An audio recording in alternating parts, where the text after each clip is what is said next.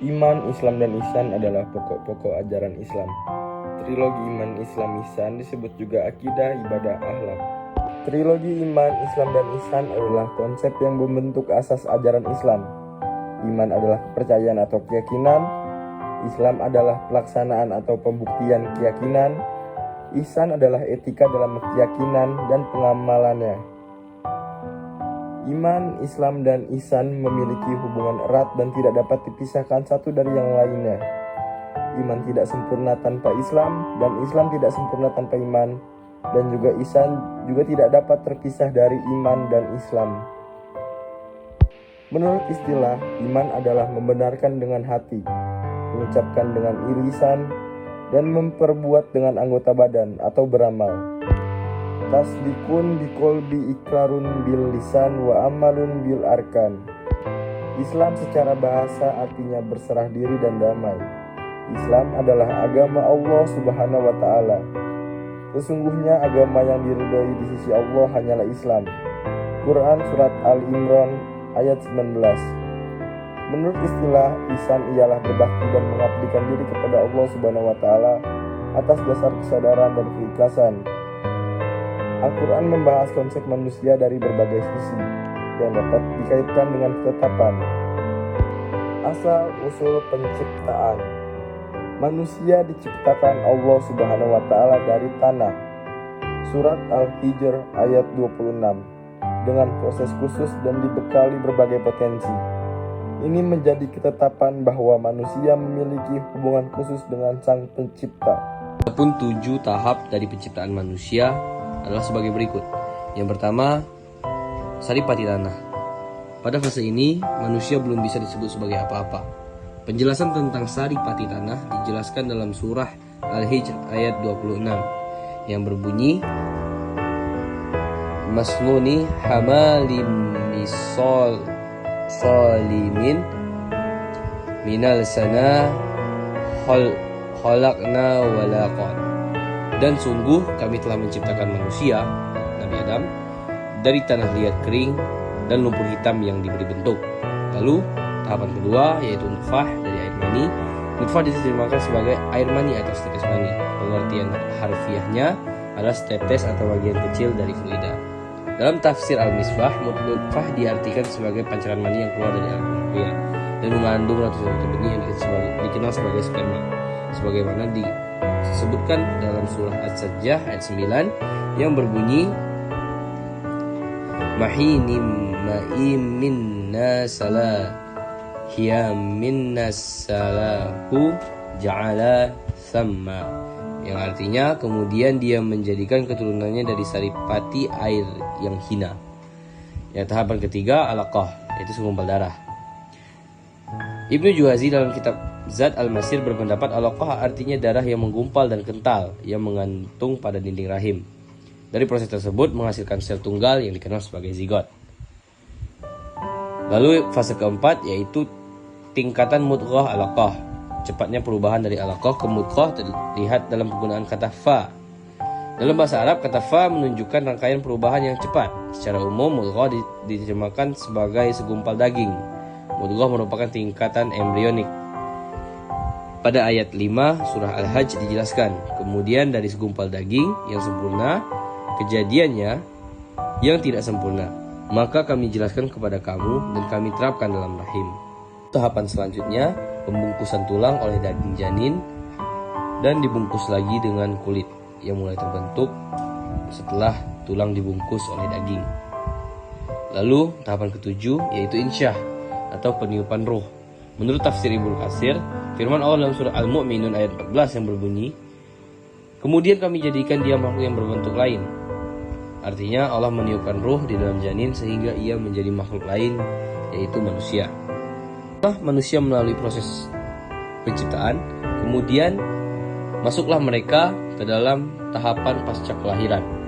Dimulai dari fase bayi yang masih belum mengerti apa-apa dan masih membutuhkan perhatian penuh dari kedua orang tuanya.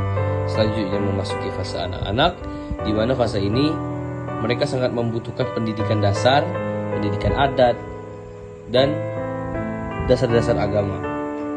Lalu selanjutnya fase remaja, di mana fase ini mereka ingin mencari jati diri mereka. Dimulai dari usia 13 sampai 16 tahun. Patokannya saat anak-anak sudah memasuki tahapan balik, di mana pada lelaki mimpi basah dan perempuan haid. Kemudian memasuki fase dewasa. Fase dewasa adalah saat seorang manusia mulai produktif, semakin banyak beraktivitas dan mengenal atau berinteraksi dengan banyak orang.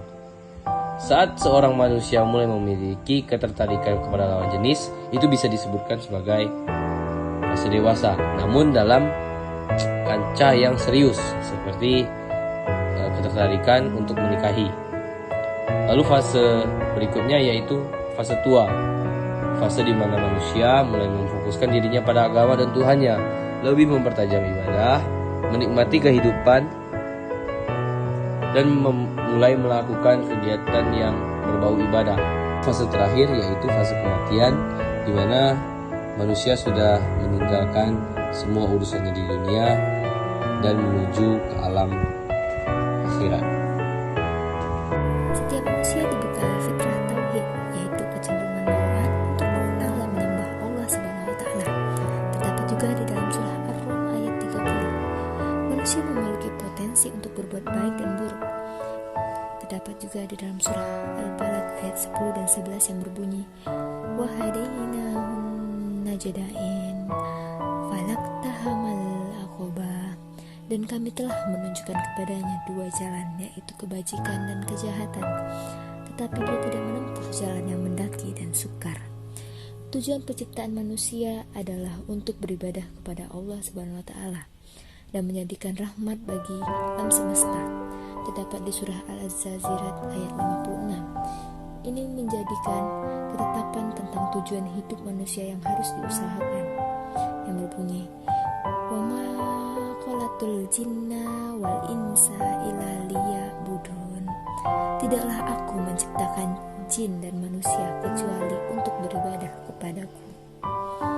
Al-Quran menjelaskan beberapa ketetapan yang membedakan manusia dengan manusia lain. Berikut adalah poin pentingnya. Manusia dikaruniai akal dan ilmu yang memungkinkannya untuk berpikir, bernalar, dan memahami pengetahuan. Kemampuan ini tidak dimiliki oleh makhluk lain. Akal dan ilmu menjadi dasar bagi manusia untuk mengembangkan peradaban, teknologi, dan lainnya. Manusia memiliki kehendak bebas untuk memilih dan menentukan jalan hidupnya. Kebebasan ini tidak dimiliki oleh makhluk lain yang bertindak berdasarkan naluri. Kehendak bebas ini menjadi dasar bagi manusia untuk bertanggung jawab atas perbuatannya. Setiap manusia dilahirkan dengan fitrah tauhid. Fitrah ini tidak dimiliki oleh makhluk lain. Fitrah tauhid menjadi dasar bagi manusia untuk beragama dan mencari kebahagiaan sejati. Manusia diamanahkan sebagai khalifah di bumi, yang berarti memiliki tanggung jawab untuk memakmurkan dan menjaga keseimbangan alam. Tanggung jawab ini tidak dimiliki oleh makhluk lain. Ketetapan ini menunjukkan peran penting manusia dalam menjaga kelestarian alam di bumi. Terdapat juga di dalam surah Al-Baqarah ayat 30. Ini merupakan ketetapan bahwa manusia memiliki tanggung jawab untuk memakmurkan dan menjalankan amanah ilahi. Manusia dikaruniai jiwa yang abadi dan akan mempertanggungjawabkannya perbuatannya di akhirat. Kehidupan akhirat merupakan konsekuensi dari kehendak bebas dan akal yang dimiliki manusia. Ketetapan ini menunjukkan bahwa kehidupan dunia hanyalah sementara dan manusia memiliki tujuan akhir yang lebih mulia. Insan kamil adalah konsep dalam Islam yang menggambarkan keadaan di mana seseorang mencapai kesempurnaan dalam beribadah kepada Allah Subhanahu wa taala. Konsep ini mengajarkan bahwa setiap tindakan yang dilakukan oleh seorang muslim harus dilakukan. Ihsan kamil adalah konsep dalam Islam yang menggambarkan keadaan di mana seseorang mencapai kesempurnaan dalam beribadah kepada Allah Subhanahu wa taala. Konsep ini mengajarkan bahwa setiap tindakan yang dilakukan oleh seorang muslim harus dilakukan dengan kesempurnaan dan keikhlasan, sehingga menjadi menjadi ibadah yang sempurna dan diterima oleh Allah Subhanahu wa taala.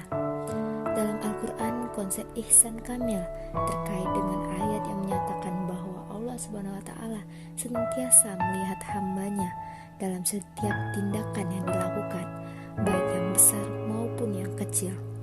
Oleh karena itu, seorang muslim harus selalu berusaha melakukan tindakan yang terbaik dan terpuji dengan niat yang tulus dan ikhlas, serta dengan penuh kesadaran bahwa Allah Subhanahu wa taala senantiasa melihat dan mengawasi. Untuk mencapai keadaan ihsan kamil, seseorang muslim harus berusaha untuk meningkatkan kualitas ibadahnya. Hal ini dapat dilakukan dengan cara memperdalam pengetahuan tentang agama Islam, memperbaiki akhlak dan perilaku, serta meningkatkan kualitas hubungan dengan Allah Subhanahu wa taala dan sesama manusia.